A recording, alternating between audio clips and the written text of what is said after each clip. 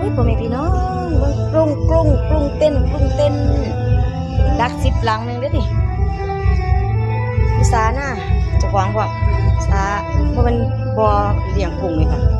บ่เลี้ยงปลาแต่ว่ากุ้งมันไปอยู่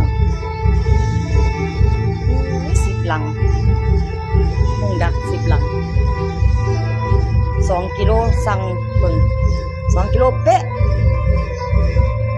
จะตัวงามแม่พันแม่พันเกือบสำเร็จ4หรือก้อยโอ้เจ้า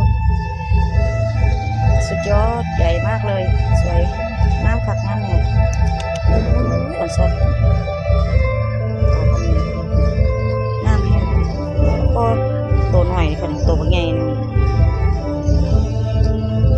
วันว่าเป็นกุ้งฝอยไปแล้วก็ไม่ฝอยเลยค่ะใหญ่แห้งค่ะสุดยอดสวยประจ้า